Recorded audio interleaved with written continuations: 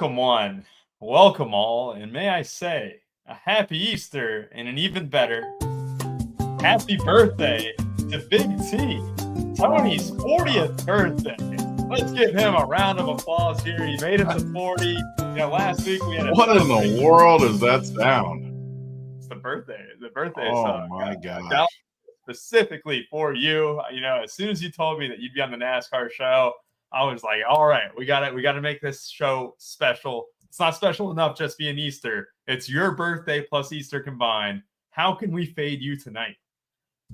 That's going to be the hard part. You just can't. It's impossible to fade this much mojo. I was feeling very good until that song. Oh no, we're going to have sound effects all show too. Nah, just the birthday. Look at that shirt you're wearing too. Like, I want to see your full wardrobe. Like, what is that shirt? This is the most Easter shirt that I have. Like, you know how you dye your eggs? This is how you dye your shirt. It looks like you colored eggs with that shirt on. Exactly. I might go do that. I might do that in a second. Very happy. Workbenches. Yeah, 40. It might start to get smaller now. I'm getting older. It's been big forever. Is this when it starts shrinking up a little bit?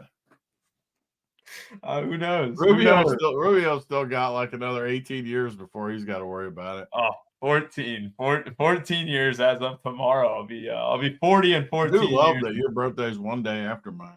Yeah, that's like always, right below me in the standings. Yeah, number one. I'm number one. April 1st. You're the 31st. No one likes a 31st. People only like first place, and we're trying to get them first place today on this NASCAR show. But first, I got to make a big shout out too, because we had some awesome props and everything like that for the MLB this weekend. It was actually kind of crazy. I think DC had a really good day on Friday. I know Christine had some really good days too. But these K props for these pitchers have been the Stones. And you know what? It was also the Stones. Watching UConn just blast off on a 30-0 run, just hammering UConn every single game. Oh, it's perfect, Big T. I mean, what else could you want here? We got RPS 15 is the code to use, 15% off all sports. But we also have solo sport packages. If you're a guy who likes NASCAR, we got a NASCAR package. If you're just here, pop in because it's free content, but you really like baseball, we have an MLB-only package as well, as low as $20 a week. So, just get in now, RPS 15, all the stuff included. Really nice there. Tony, you just posted your college basketball bets here about an hour ago, right? It looks nice today, and you're riding the underdog a little bit here, a little later on. Yeah, these weekends are the funnest. You have literally 10 different sports, 12 different, whatever it is. And we have content for all of them, bets for all of them. I like the niche stuff too. That's kind of how me and Rubio met, is some of the niche stuff. And don't get me wrong, I love the big stuff too, the NBA, baseball, football, all that. But the niche stuff, definitely. Or how do you say, say niche or something? Like you get the full emphasis niche on that. But niche sports. I've always liked these. There's something about we met through soccer chat, now with NASCAR and MMA and PGA, all the different sports, which I love. And that's what I love about Run Pure, being able to do content for all of that. And yesterday we started out the NASCAR weekend with a nice little Xfinity winner. And it was easy yesterday because you had a couple free, as much of a free square as it can be in NASCAR, because all it takes is a blown tire, a crash, whatever, like stuff we see it every week, every race, different stuff. But yesterday it kind of went by the book, and the really good chalk plays, I think you had the 3 place differential guys in your core, unless it changed. That was the last I saw. They all did good. And the only thing that was different was the value guy at the back you had to have, but I think we pretty much nailed it, and the NASCAR package has just been very good to start the year. Today's race, to me, I went in the Discord yesterday and said, I need 2 guys, 2 doms, because it's always the question with these races, like, what do you need? How many dominators? How many place differentials? And that's how you kind of use the optimizer, like SaberSim, which you're showing on the screen. If you just go in and run it, you're going to get combos that can't necessarily win just because of the setup. So I always like groups, and that's what I like about Richmond, where there's not much carnage. I say that, and then today there'll be a bunch of crashes, but when you can predict it, it's almost like F1, which you got me into a few weeks ago, where again, it's not that much. I'm using it as an example because there's still going to be other stuff. But again, today you have clear cut place differential plays that are just very good plays. And yesterday I said 2 DOMs. I was very confident in 2 DOMs. Some races you don't know because it could be one guy leading just a ton of laps and all that stuff. Or this race, though, like yesterday, I felt very confident in 2 and it worked out perfect. Today, I actually think it's 3 up front with the more laps. And it's just these guys at the top are just really good drivers, upside, everything. So I like races where it's clear cut to me because a lot of people will always say 2, 3, 1, blah, blah, blah. Yesterday it was 2 for me. It worked out today for sure 3, which also like yesterday, Creed, whoever played the Xfinity, I don't know. What did he end up coming in owned? Because we talked. I actually didn't see the ownership on him. I didn't even check. I forgot to look, but the point was he was like a really good play because he started 20th or whatever he started, 20th, 30th, whatever it was. But he was in the price range of these guys that are going to dominate, which made it tougher to get there for me. And that's going to happen today, too, with a few of these guys up front, like Christopher Bell and these guys. They look like really good plays on paper, but the problem is they're going to have to lead laps at that price unless some weird stuff happens. So, I mean, even if they win or finish up towards the top, you're still going to need at 11K for these guys. You're going to need them to lead some laps because, I mean, what do we got? There's 400 laps, right? I mean, that is a lot of – that's what it is, right? 400 or no? 400 laps, absolutely. I mean, that's a lot of points. And I think the last couple races, it's been 3 or 4 DOMs. I'm very confident in 3 just because the place differential plays are really good today too. So I love races like this where it's clear cut and you know what to do with the Saber Sim. Very much so. And yes, today is a very clear cut in a sense where I got like 6 or 7 guys who I think are just slam dunks where you're like, man, if I can get all 6 or 7 of those guys in my lineup, it would be awesome. Sometimes it just doesn't work out that way. You had the winner yesterday in Xfinity. You had Logan Bearden and Eric Almirola. And really what that was, it was a 2v2 off many of the most chalky lineups. He still had a good shot for 4K. There's nothing wrong with that at all. But really, it was just such an obvious team. And yet, when that chalk hits, you know, there is such thing as good chalk. And yesterday, those guys were as good as chalk can be. But we also had. I will say too, just about that. If you pulled up, because it's still up on the site at Run Pure. Yeah. If you pull it up, that's why I think it's very good with the new format we're using, where it's got tags and everything in the value column. I think the value column is very important. So yesterday, if you look, Almirola was the 7th ranked value. I listed him as a slam. You went under just because you like to get owned by me. And then Bearden was the 9th ranked value, which I think sticks out because he started 32nd. He was 5,800. And if you just look down the list, it's a clear-cut pivot. And obviously it's easier now because of what happened and it's results-oriented, blah, blah, blah. But this was up before. And if you just look at those columns, I mean, I got both of them listed as a slam. And both were top 10 values. So that's one way you can pivot off of some chalk, just like Rubio said, where, I mean, yesterday, it's so clear cut that everyone's going to want to play in Discord everywhere. Chandler Smith, Custer, Algier, those guys, and Creed up top is like the place differential. So Almirola is just going to slip through the cracks. And you look at stuff like even win odds, he was 4.5 to 1. Cole Custer was 5 to 1. Think about that right now, looking back, where you got Almirola started 10th, Custer started 3rd. Almirola had better win odds, and yet Custer was more popular. Again, when you look back, it looks obvious now, but sometimes it is, and we make things more difficult, like in golf. Why fade Scotty? Like, it doesn't make sense, and I know it's the popular thing to talk about on Twitter and stuff, but, like, why? Well, why do we have to overcomplicate everything? Yeah, very much so. And we also had UFL content yesterday. I just want to give a shout out to Bruce. Bruce won the first showdown slate of the season. He didn't even mention it. Did he have another cheapie like he always does that just gets in there and sprays? You know who it was? I think it was Dion Kane that ended up being Oh, in the baby. Dion Kane got it done for him? deep ball in the first half. And then you know what? Bruce never looked back. And that was a Love it. sick little 2K hit. He does all the UFL content. We got projections, we got playbook, and we got cores. What else can you ask for? Nothing much else. Should be a ton of fun, though, here.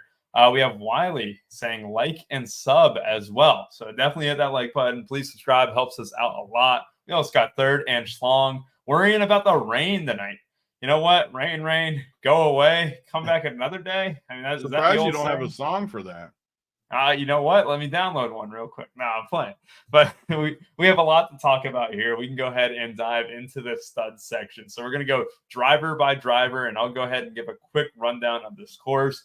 It's a short, flat track, about 3/4 of a mile. You got 400 laps, which means 280 Dom points. You know, you get 0.45 for a fast lap, 0.25 for a lap led. So what this does is what you mentioned earlier, right? You want guys kind of starting near the front. You are going to like guys like Kyle Larson. You know, you're going to probably like guys like Ty Gibbs again. And you also have a couple back markers where, you know, I guess they're not going to be back markers for very long, but Christopher Bell is going to get a ton of ownership. And you're also going to have to just look down, like Keselowski is going to be high owned. Logano. You really want these potential Dom points, though, over the place differential in terms of winning a tournament. And that is something that we're going to discuss here in just a second. Let me go ahead and add these filters here. But really, let's go ahead and get this to 10K and up. So, Tony, I got 6 drivers right here. I got Denny Hamlin, who is the highest priced driver and one of the odds-on favorites for the race. He's sitting at plus 800. I think that's the 4th highest favorite. Then you have Christopher Bell, who I believe is the 3rd favorite. So 7-1 plus 700. Then you got Truex, who moved into 4-1, 5-1 on some sites. William Byron, who has the worst odds in this range. And then you have Kyle Larson starting on pole with all those Dom points potentially just going his way to really start out this race. And of course, we rounded off with Ty Gibbs, who is sitting at 10-1. So, Tony, when I look at this here, and I know people, have access to the content and stuff too, they're able to, see all the odds, everything else, who we're on. You already put your tags up, and you're really sitting on one guy in particular here. So, who's your favorite in this range? So for me and my boy Fallick, who's somewhere out there, I don't know where he's out there. I know he loves every week to go in and what does he always post in the Discord? Hendrick Motorsports. Yeah, what's the initials though? HMS or whatever. Is that what it is? Yep. HMS. He always jams these guys, and for me, I kind of go back and forth depending on the track. But here, it just seems clear cut to me where they're the best plays up front, and it goes a lot to say what the rest of the range though. So Christopher Bell, I like him a lot, and this is one of my mistakes I made last year. I had a bad year last year in NASCAR, and it was all about my form, like how I was forming my teams. I just kept shoving Chris Bell in this spot, and I think it's a really bad play, and I think it's a mistake people make. I say that he's starting 29th. He's one of the favorites. He obviously could end up good, but you can't play all these guys up top. You have to take some stands. And I'm just going to go with the dominators over him. And that doesn't mean I'm full fading him in my 150 because, again, he's starting 29th. He's 7-1 to win the race, all that. But I just think he's number 1 in my value column on the tag sheet, the cheat sheet. But this is what got me last year. I'm saying it. He's got to lead laps at 11K, and he could, especially here where you have different strategies and all that stuff. But I just like these guys up front. And looking at, so you're going down to 10K. I think it's clear cut. It's Larson. I love their speed. Chase Elliott, I think a little bit further down would start second too. And Bowman up there. I just really like these guys here. So for me, it's clear cut. And you get a slight savings too off of Larson. So 10-2, absolutely love that. He's for sure my guy up top. And the interesting part for me, though, I don't love a lot of these guys in the top price range. So Hamlin always does good here, at least in the history I remember, he's always done good here. The issue I have with Hamlin too, though, He's starting 11th, which is fine. So he's for sure going to be in my Dom group, which, like I said, I want 3. He's going to be in that group, which Christopher Bell is not. He's starting too far back. I just don't think Hamlin's going to lead a lot of laps. Like, I wouldn't be surprised if he finishes 3rd or even wins while he only leads, I don't know, 15, 20 laps or something. And to me, that's just not enough. I am going to play plenty of Hamlin. Christopher Bell, I'm definitely going to be under the field. Truex, similar to Hamlin, where he's been really good here. I think his long run speed is as good as anyone from what I looked at. I like him a lot too. Byron is the guy that I don't love here. So he starts 13th, which is weird because he's a member of the Hendrick, like I said. I just like those other 3 more starting up, and Byron just hasn't been great here. He's 16-1 to win, which is pretty high odds, honestly, when you realize that Ty Gibbs is lower.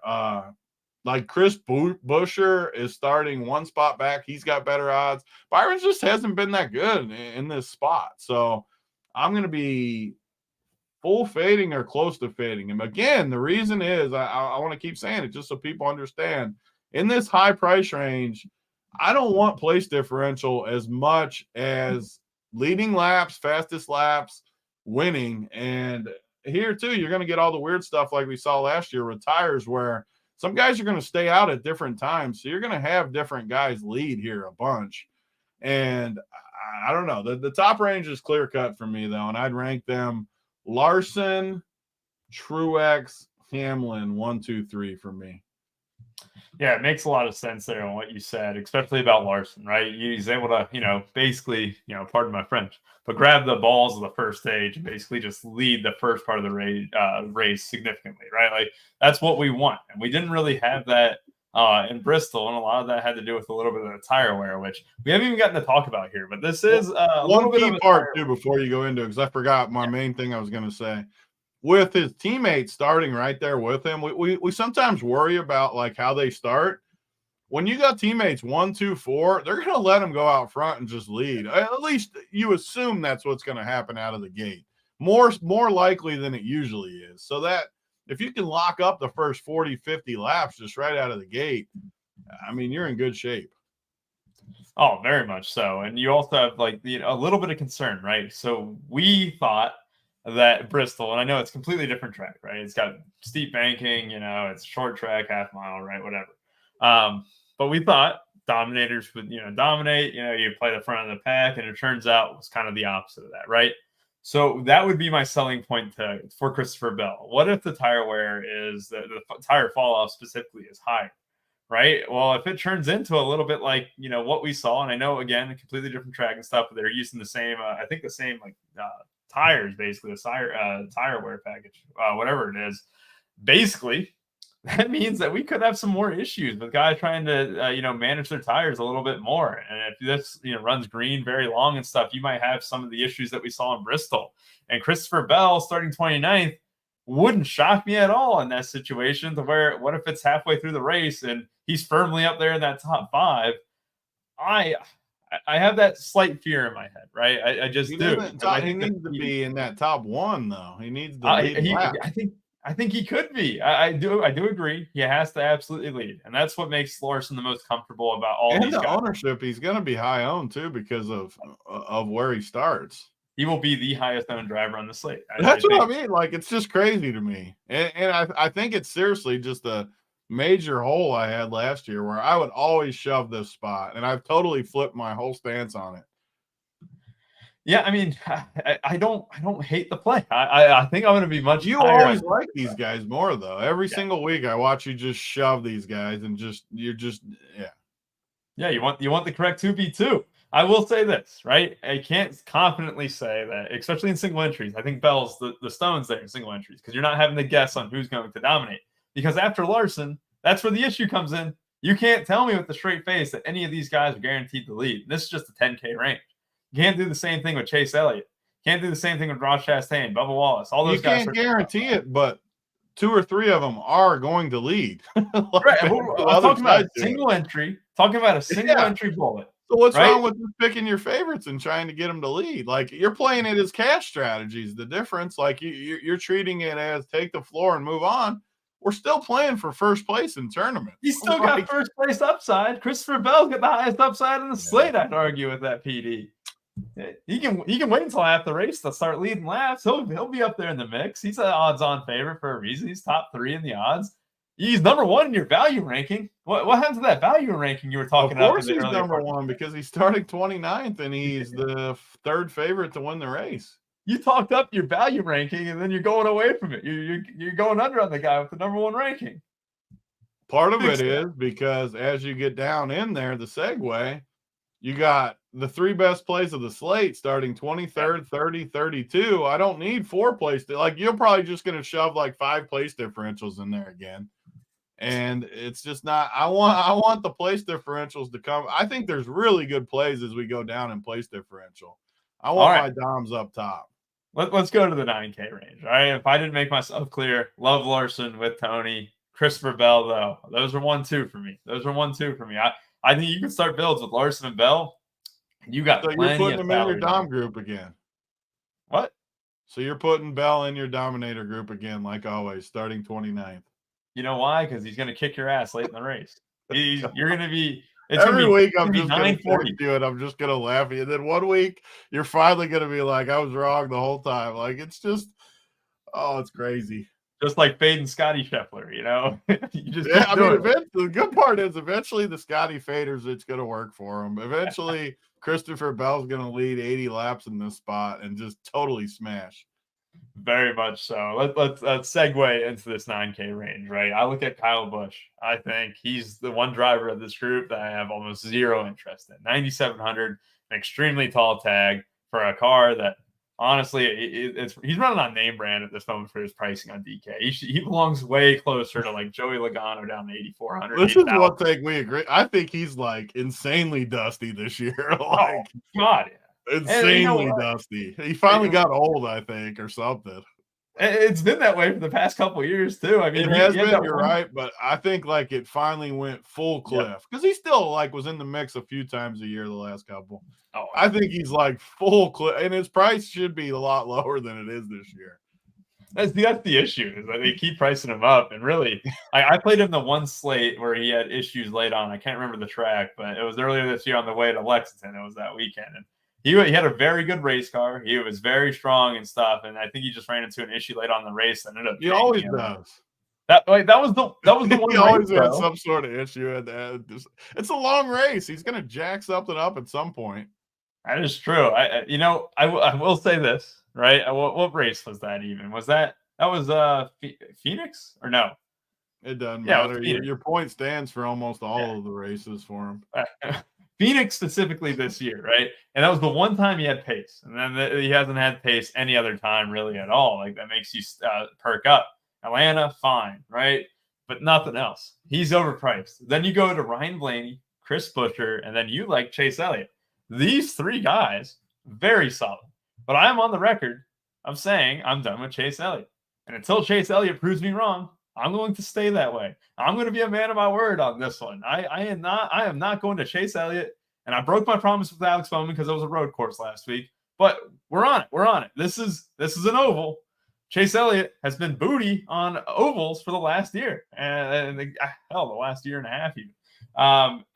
Ever since the skiing accident that he had, he's just been terrible. And look at this, Chris Buescher, 9,300. Doesn't feel like he should be 9,300 at the same time. This is a guy who absolutely can kill it here. Had decent pace in practice and stuff. What do you think about this 9K range? I was trying to get my Skyline out of here while you were talking. This guy is DoorDash and Skyline on Easter. No, the wife brought it to me. I don't DoorDash. Oh. I got wives for this. I think this range is easy though, and it just goes. I have no problem. You and Stats are usually arguing on the show. I have no problem making fun of you. I mean, Chase Elliott, I agree with you. He hasn't been great, but he's got a rocket. The car's fast. The Hendricks are fast, and he's cheap. He's always been more expensive than he is. He's $9K right now. He's in the price range he's cheaper than Chris Buescher. That's crazy. And again, when you go up to these price tags, the way I'm building, you need Buescher to lead laps. And people aren't going to go with that route.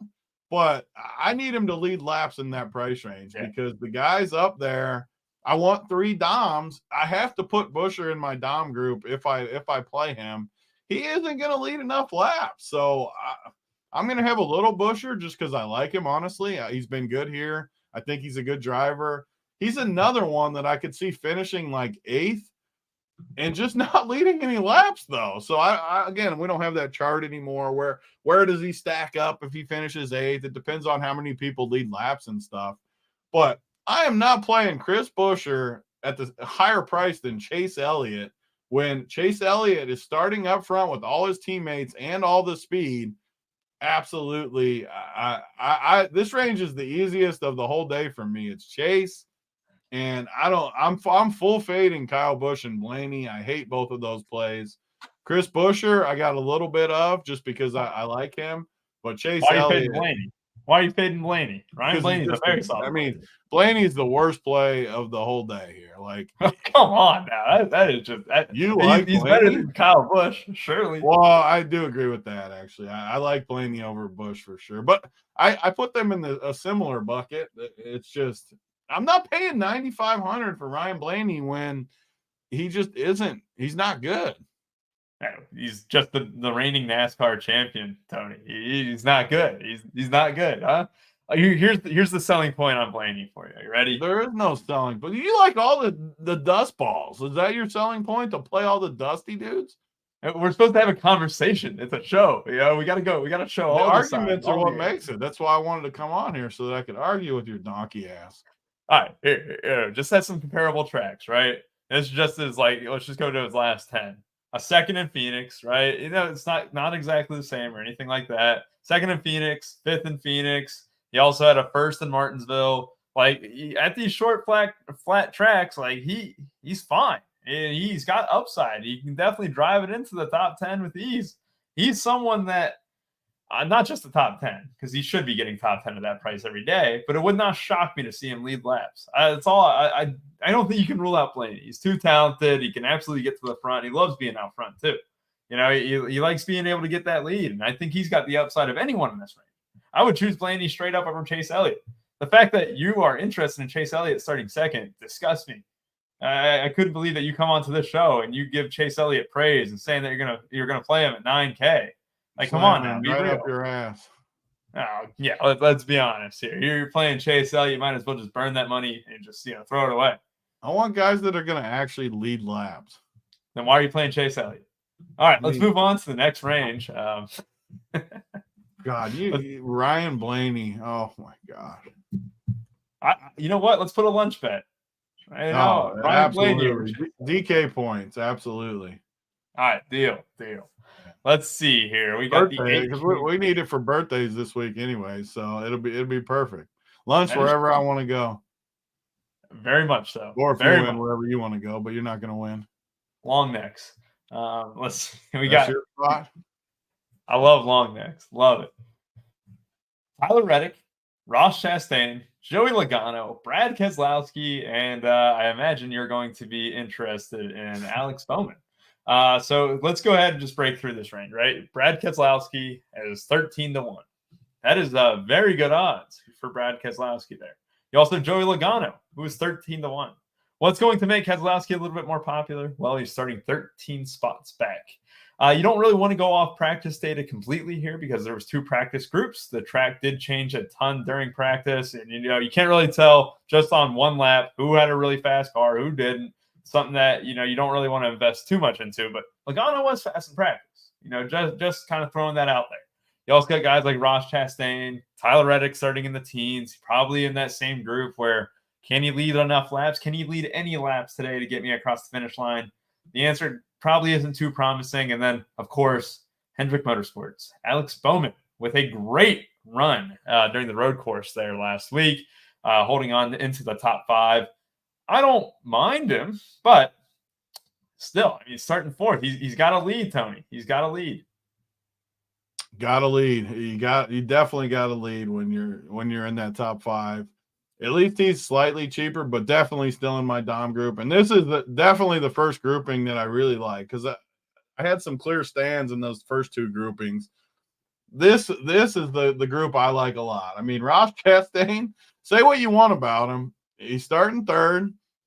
He could finish first or last every single week. He's got tons of variance, but the key part is he could win any week and he can lead any week and all of that. So I think he's a guy that I'm just always going to have in my pool. And honestly, if he's expensive, I'll probably be a little under the field. If he's cheap, like I think 8,500 is cheap for him just because of his upside. I'm going to probably be more than the field when he's a little cheaper. Logano, just my thing with Logano, he never really does good for me. I have bad juju with him. But like you said, he's another guy that, I mean, he's starting 10, 13 to 1. Would you be shocked if he was in the winner? No, absolutely not. And I have to play some of him. Keselowski's probably the best play of the day, just as far as all things considered. And again, like as we get into this range and the next range, it's why I'm lower on those guys we talked about. I love these guys, Keselowski, and then the next range has a few guys that there's just no reason not to love Keselowski. Like I think he's the same play as Christopher Bell for $3K cheaper. So, and don't get me wrong, obviously, if you the same line everyone always says when we say so, oh well, I'll take Christopher Bell over.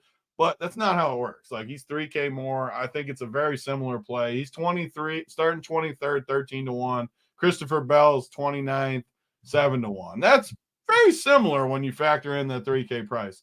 So I want to go more in this range. And then Alex Bowman, we've already talked about Hendrick, the speed. He's just going in my Dom group. Love him. Love playing him with. Like my optimal on my main team will almost for sure be 2 of Bowman, Chase, or Larson, Chase, Bowman. And I would put God, who else was I? Let me pull. Oh, Ross at 8,500. 2 of those 4, I can almost guarantee you, depending on how things come together, will be in my main team. But I love this range. The only guy I don't like in this range is Tyler Reddick. I don't think he's really good. I mean, he's 20 to 1, starting 19th. I just don't think he's been very good. I'll just be kind of like Kyle. He's not as old as Kyle, but I just don't think he's been good. So I'm not going to play him much, if any. Yeah, no, it makes sense there. You kind of, hit the hammer on the nail there. You're talking about some of these guys. And when you do your Dom groups, this is why doing Dom groups is important. Ross Chastain on his own is not going to hit any teams at all. If you're playing, 10 entries, 20 entries or whatever like that, and you're like, man, I'm not getting any Logano.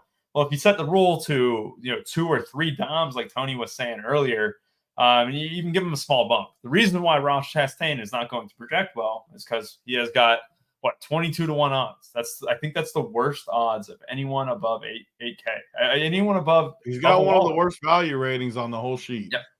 And that's the issue, right? Because with Ross Chastain, his odds not being that great to win, he has to lead. If he doesn't lead, he's probably finishing outside the top 10. I mean, that's just on the odds thing. And then when you have a median result there where, you can only push him so high, that's where those Dom groups come into effect. And I'm not on Ross Chastain for that reason. But if you're doing Dom groups, absolutely have to throw him in there. And even though I hate Alex Bowman and Chase Elliott, you have to throw him in there because they're upside. We saw it with Josh Berry in Bristol, right? The first half of the race, he was a surprise leader. He led the first part of that race. So I can't remember how that one exactly ended, but it is interesting, right? Like you can just get one guy out there for 40, 50 laps. If they keep it clean the rest of the race and go to a mediocre finish. This is how you win a tournament too. Yeah. Exactly what you're saying is how you win a tournament. It's you set the Dom group. You don't need a ton of these guys like Chastain. Like he can't be that high owned. So if you put him in your Dom group and you get 20% of him, you're going to be in good shape and you're going to be above the field. Because like you said, if you hand build, there's a ton of hand builders out there. You're really never going to get to some of these guys just because of the way they set up. So that's the good thing about SaberSim and showing. I just seen it says happy birthday on there. I just think that's the way to do it because it's forcing them in there. And that's how, honestly, yesterday when I won, I probably wouldn't have picked that, whatever the dude's name was that I won with, the scrub dude. I probably wouldn't have had him either, but it's how it falls when you play these studs at the top and you just get some of them. So I agree exactly what you're saying.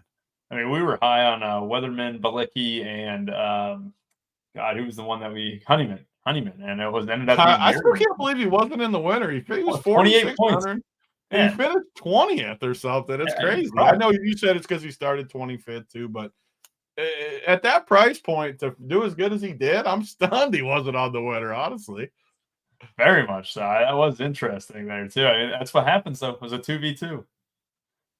The value sheet is the cheat sheet on the site, and we got the value column, odds, start. I mean, everything you could need. I love our new NASCAR product. Not that it wasn't great before; it was good, but I just love how clean this is, how easy it is to use. Everything in one spot, except for Rubio's dusty plays. They're going to be on there too. Yeah, sadly, you have to deal with that. That's one of the things that is a drawback of the product. Clearly, one of the drawbacks of the product. You got to see Rubio slam freaking Christopher Bell in there. It is nice though. We got Keselowski, like you said. Cheat sheet? Oh, it's the playbook. Cup playbook.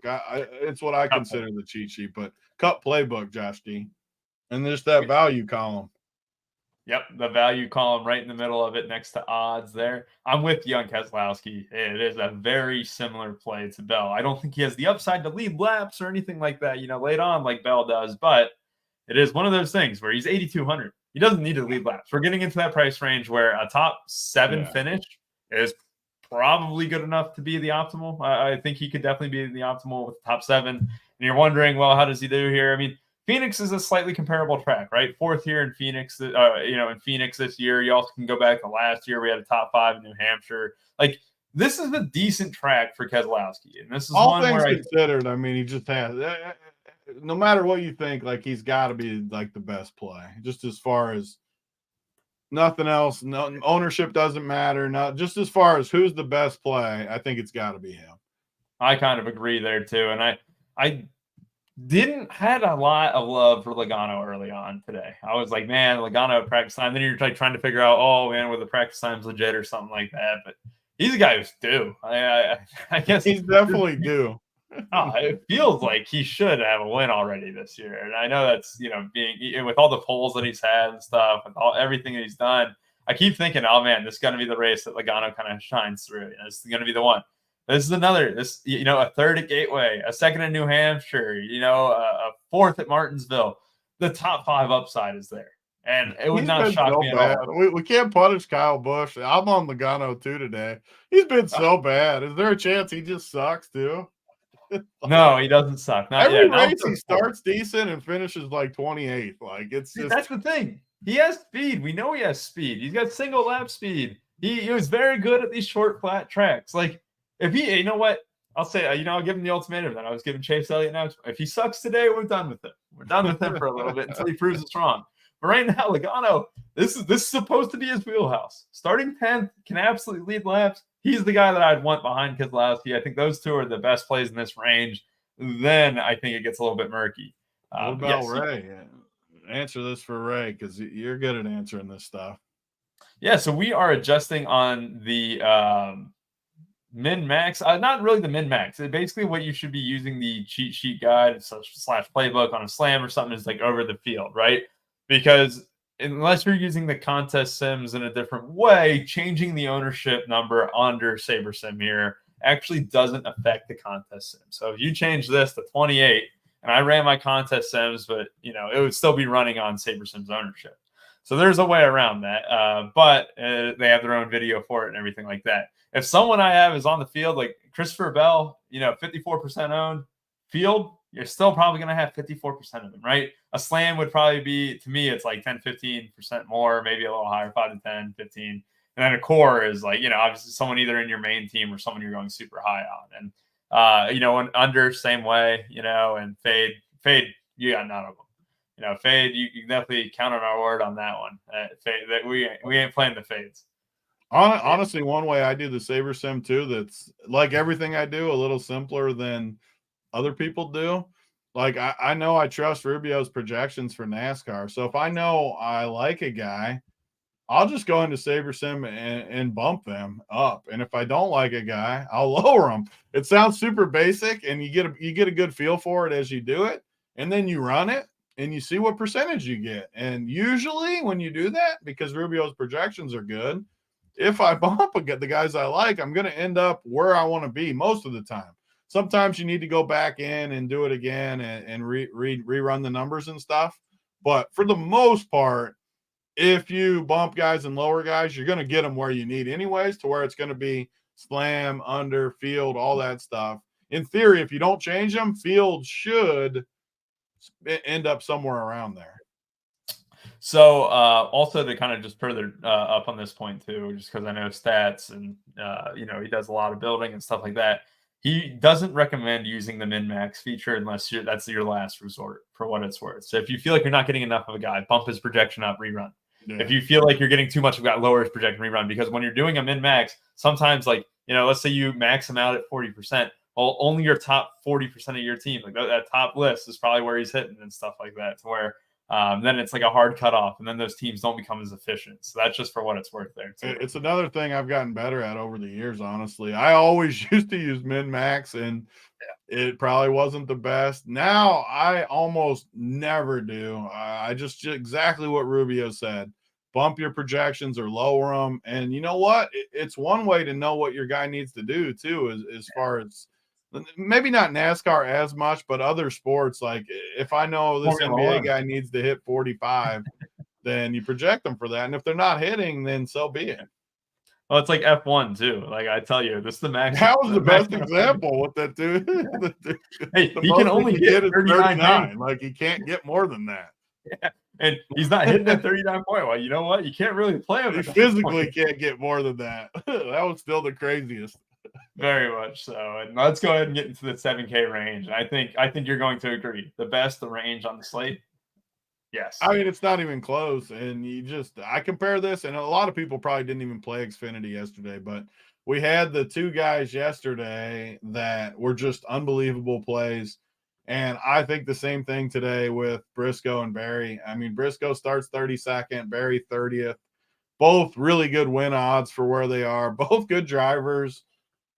They check every box, obviously. There's less variance at this track than almost anywhere. There's just not going to be again, I say that anything can happen with tires and stuff, but starting 30th, 32nd, 75, 7,600, absolutely love it.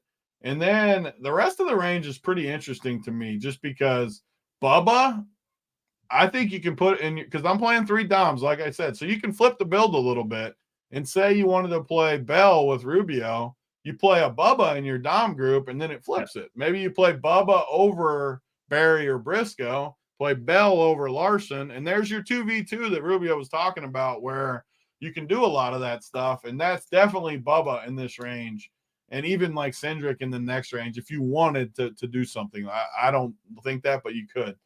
And then the other part about this range, though, so Suarez and Gragson, I don't think will be played all that much, and they're not good plays on the surface at all just because worse win odds, starting further up. Honestly, starting too far up to really be good plays. But when you dig a little closer, I mean, they're both going to be like 10% owned. And these are the plays that, to me, have been winning people tournaments because you just don't need much of them. You can play literally 10 to 20% of these guys. They're both good drivers. They both got pretty good equipment. It's just where they're at, and they're in a tough spot. But they're low enough owned to where they can get it. And then my contrarian play of the range, I think Michael McDowell is going to end up higher owned than it says on Sabre. I mean, he's 31st. He's 100 to 1. I think he's right behind Briscoe and Barry in that same range. You stole my flow. You stole it. I was going to talk up McDowell. We can finally agree on something then. Yes. But McDowell, the issue for me with McDowell is, and again, I'm not going to full fade him, but I think he's a significantly worse play than the rest of this guys in this range. Never mind. And he's been terrible, like terrible. So I don't like him. I love the rest of the range, though. I love Michael McDowell. Let me tell you why. Right? Last week sucked. You know why? Because I locked Michael McDowell. And Michael McDowell, the one car to have problems, the one car was Michael McDowell. Every week. But here, hold on. Let me speak here. God, you would like McDowell. Michael McDowell is a great pivot off of Barry. And here's my thing. I like Briscoe a lot. I think Briscoe's fine chalk. Barry, what has Barry done in the Cup Series to get respect? What's he doing to be more chalk than Michael McDowell? Oh, let me talk here. Let me talk.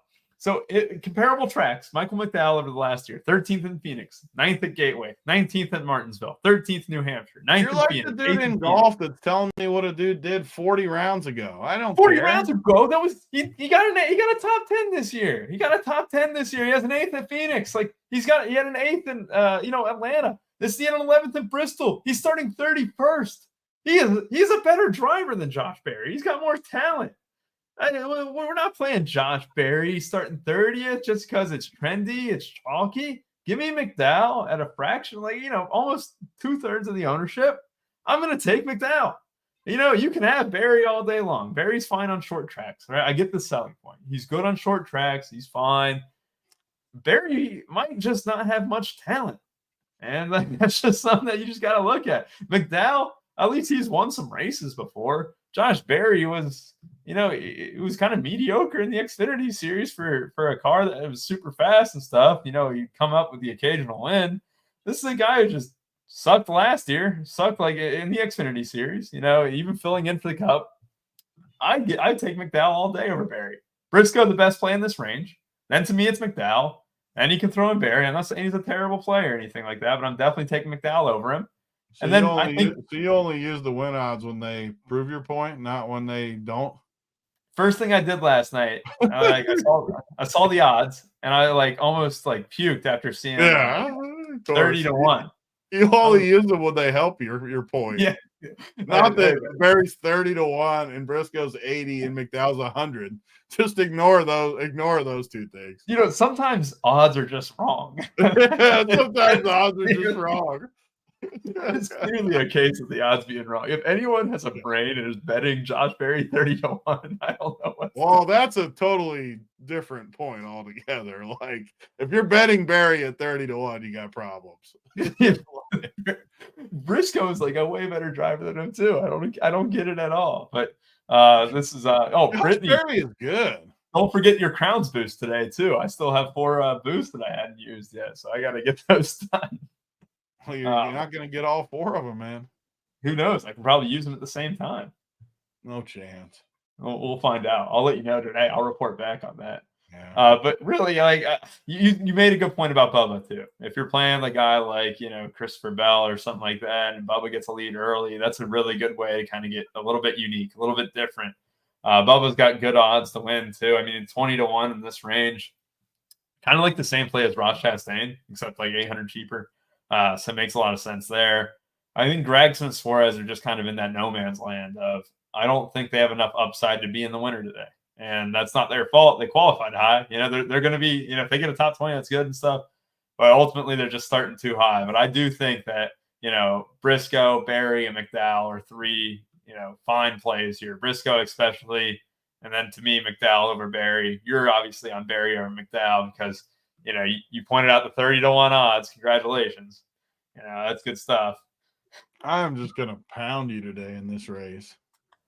I don't get it. I don't get it. This is a guy where, what has he done? What has he proven? What has he proven to be? You made fun of me all last year in NASCAR and you whooped me, and I'm getting revenge this year. I'm going to whoop you every week with these dusty plays you got. That's fine with me. Absolutely fine with me. Congrats on the Eric every time after too, like I already have. Every time when the race ends, I'm calling you to laugh at you. Yeah, you did that yesterday. You won money, and instead of sitting there thinking, "Oh yeah, I won some money," no, you called me and said, "I whooped your ass." I'm like, no, that's what's funner than winning the money to me. I got to call and let you know each time. I like that better than money.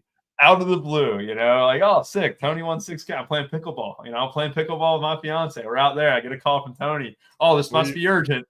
I whooped your ass. Winning or losing? In pickleball, I'm always winning. I can't find enough competition. It's kind of sad. My fiance, I mean, she sucks at pickleball. So, yeah, I need a new partner. I still want my first ever match to whoop you or JSU. And now that JSU's gone, it's going to have to be you that gets. I go to 1-0 against in pickleball. You literally do not have the foot skills at all. You know what? I think you would get foot skills. You have potential. You know what? Let's go hustle people. Let's go to enter a pickleball tournament together. I think we would win. I think we'd have big results. You just got to stand there. Yeah, You need to get us to this. I just need to stand. I can't wait to whoop your ass. Get us to the 6K range so I can go eat my Skyline. Nah, let that Skyline get mushy and cold. Remember the time that you made me wait on going to the driving range? This is my revenge. So I'll take my time going into the 6K range because what goes around comes around. Michael McDowell should be in the 6K range. You know what? He's not in the 6K range because he's a great play in the 7K range. But we got good drivers here. More specifically, it's a good drivers all with kind of higher starting spots that you really like. And Ryan Preece is the guy that you look at, you're like short, flat tracks. That's great for Ryan Preece. Starting 16th. Is that too high for you? Or are you going to still have interest in Preece today? So I think these are more plays that are going to get someone to the winner's circle today, where it's, again, it's not an easy click. I mean, you see Ryan Preece 16, Nemechek 18. I mean, even Stenhouse 24. Stenhouse has been horrendous. All these guys are cheap, though. And again, if you want to play a couple guys up top, you just got to go down here. And I've seen it all year. A random guy in the cheap range always hits the winner, and it's not always the guy you expect. So I used to always fade. It's another thing I think I've plugged a little bit. I used to always just fade all these guys down here. And then I get so mad at the end when this dude, all of a sudden, Kaz Grala is in the winner. And I'm like, he was a terrible play, and he was 5% owned or whatever. And then it's like, was he really that bad of a play? I mean, what's the difference in him and another guy in that cheap range? I'm totally derailing by going to the 5Ks, but it kind of talks about the same point where you just plug these guys in your builds. And even if you're hand building, how I like to do it is get your guys in you really need and then see what you have to do. And if it means you just have to play one guy in the cheap range, then do it. But this range, I think Austin Dillon is just an incredible pivot off your boy McDowell. He's worse odds. He starts further up. Everything doesn't check out in that aspect. But I like him here. He checks all the boxes for me. He's going to be lower owned. I feel really good about the price point. Actually, I'll just go straight down the list just to make it easy. Eric Jones, he's another guy that just hasn't been good. Like, I just don't ever play him. I did change my tag to, instead of fade, I went under on the site just because of what I just said. I mean, maybe he hits on a few and randomly pops in there. So I'll have a little, but I don't like him. And then Preece and Nemechek, like we just talked about, I don't love them, but I want to be around the field. If they're 10%, I want 10% just because they could. They're good drivers. They're good spots. Nemechek dominated Xfinity here too, I think.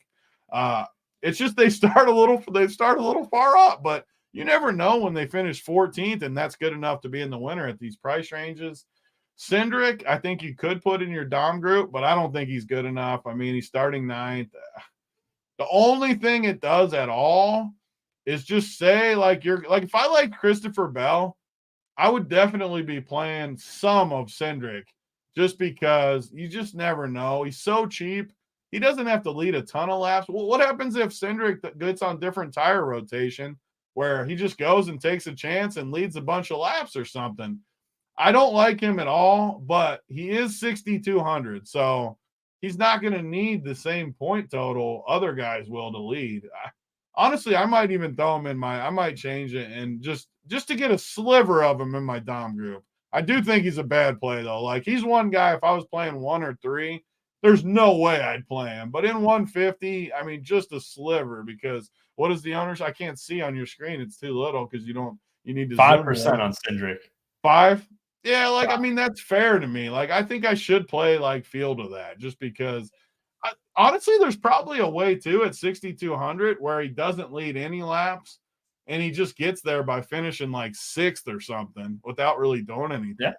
So I should leave him in there. Stenhouse is a guy that I just think's bad, but he is 6K, so he's going to stay in. I think the sneaky guy of the year, and I know you like him too, but Hakovar, I just think he's good. I think he's good. And what'd you say? Hakovar? Hocevar. Hocevar, is that how you say it? Yes. Hocevar, I think he's pretty talented, and he's starting 25th. He's 100-1. He's also a better play than McDowell by a mile for 1,100 cheaper. I just think he's really good. LaJoy, I want field. Zane Smith is a guy that's been terrible. But again, it's this price tag. I've come around on these price tags. I mean, Zane Smith at 5,600 at a low ownership, starting 28th. I'm definitely in on that. And then my favorite guy down here, Justin Haley, just because he's been better. Like if you pull up the results, he has finished 17th, 20th, and he's just 23rd. All of them he's finishing good enough for his price tag. I mean, the dude is 5,300 starting dead last. So I like him. It's just a punt. I'm not going to go crazy with it, but I like him. Everyone else down here, though, is just field, except for Gilliland. I can't play him at 6th. I gave the spiel about Cindric. I can't do it with old Todd here. The Todd father, he's just too far up front for me. Makes sense there too. Yeah, you might as well finish out the range here with Burton, Gralla, and Hemrick. You got any interest in them? Those guys are just field plays for me. I wouldn't be stunned at all, though, if one of them hits the winner with the way this thing. It just keeps happening where one of these guys hits the winner. Yeah, no, it makes a lot of sense there, too. And you bring up a fun fact about Justin Haley, who I think will be pretty chalky here. So Really? He's a guy who has constantly started in the 30s this season, but he has constantly finished in the 20s. That's a pretty good combo to have. It's an unreal combo. It's just fine. Like if you told me right now he finishes like even 27th, I would just jam him. Yeah. No, I don't think you would. No, I don't know the points as good. Maybe I wouldn't if it. I think 24th. 24th, he'd be almost a lock for the optimal, I think. And that's kind of aggressive. But like you look at it, all right. I think I got Hostfar a little bit too high. As someone I don't think I nerfed him correctly at all. I got to go check that one. But you have a lot of guys in this range who project very similarly. Justin Haley probably gets a small bump for me. Now I'm looking at these. Zoom that puppy so I can actually see it. It is zoomed. It's the same thing your lady tells you, but you gotta learn that note. You gotta make it bigger. You know what I did? I zoomed out to get all the drivers in since we went below the 6K range. That's what happened. But I'll bump Haley up. I'll bump Hostfar down and stuff just a little bit. But those are the two guys in this. You better not have Gilliland projected higher than all those guys too. Yeah, I mean, well, Gilliland, he might be able to get there with the top, with what, a 12th place finish or something. He's like, oh man, it's not the worst. But maybe the upside or the risk of losing those points is too great that I didn't factor in. But we'll check that out here. I'll probably post an update on the projections, probably around 1:30. So if you guys want anything, be sure to start building then. And then we'll also have the in-slate breakdown on the racing content page there for the Cup Playbook. So I'm with you. I think Hemrick deserves a shout too. 5K. You can absolutely play him starting 34th. Kind of the same play as Gralla, but I think Hemrick has just more speed than Gralla. I think Hemrick, Haley. It's all just random down there, anyways. Whoever just survives and moves up the list. Yep. We can get all the stats you want, but it's totally random down there. You still want speed. Because on Richmond, you want a little bit more speed. Because they're all back markers, though. Like, are they really that much fast? Those bottom 5 are like true back markers. That is true. That's fine. I'm not saying you can't have a take and like one more than the other, though. Like, that's fine. I'm just saying, like, it is truly just get lucky. Yep. And if there is one guy who doesn't really need to get lucky, and he's starting 25th, but you're right about Hostfar. Talent is there. He's like good, man. I play him every week, and he hasn't like fully shown it yet. But I wouldn't be surprised if he bumps up and wins one of these pretty soon. Well, winning one, goodness, we got to wait for Ty Gibbs to win one first. But you look at below 6K, who is most likely to get a top 15? I'd actually put Hostfar above Gilliland, despite Gilliland's starting position. I think Hostfar is much better. A much better chance. I would put him definitely ahead of everyone down there. Yep. And you made a great point too. And I know that you want to get to your skyline and stuff, but we have different strategies that could play an effect here. And it's not about knowing these strategies or anything, but it's allowing yourself to get lucky. You brought it up with Cindric or whatever, but there's a very real chance that one of these guys below 6K is the last to get new tires. The last one to get new tires in the middle of a green flag stint. You know what? That could mean 10, 15 fastest laps. All of a sudden, they have better tires than anyone else. They're just racking up fastest lap after fastest lap. That's a huge difference maker, especially down in this range, right? And it's not about predicting it. It's allowing yourself to get lucky, right? Yeah. No one can sit here with a straight face and tell you this is exactly what's going to happen. These guys are going to rack up fast laps. But it's why you keep some of these guys in your pool. And if you're doing multiple lineups, if you're doing single entry and stuff, you got to accept it. You only get one entry, right? But if you're doing multiple lineups, let yourself get lucky with some of these guys, because that could very well be the case here, where I think times could be falling off 2 to 3 seconds over the course of a green flag run, which is very important for those fastest lap features. So let's go ahead and get to our driver of the day. We'll pick one driver. Tony, I hope you pick Michael McDowell. Don't tempt me with a good time. All right, let's go ahead and get rid of this filter too. If I can figure out how to do that. Boom. There we go. Look at that. So one rule has to be below 20% owned. Michael McDowell. You did make it bigger for me where I can see it now. Yeah, that's nice. So give me the list of the 20s. Okay. This is the list of under. These are the guys 20% or above. Yeah, show me the 20. How do you get that filter with just the 20s? Just the 20. You got one below 20s? Yeah. Boom. Yeah. Study it hard. Yeah. Happy birthday. I hate all those dudes at the top. Look at all those Dusty. I hate every one of those dudes at the top. That's great. While you think. I'm going Bowman. Yeah. I see my boy Hendrick in there. I like the music. I'm feeling it this time with Bowman. He's going to get the dub, and he's only 15%. Love Bowman today. I'm going him to win, too. What is he? He is 16-1. I'm going him 16-1 as a bet, too. 16-1. Alex Bowman, Big T's driver of the day with the birthday music in the background. Really felt like Jeopardy in that sense. I kind of had a Jeopardy vibe to it. I am going to go out of this range. I didn't make it easy on myself. I didn't make it easy on myself at all. Ty Gibbs. I'm going to keep saying it until he actually wins a race. He's due. He is so due for a literally race. like everyone I hate. One of us is gonna do terrible today.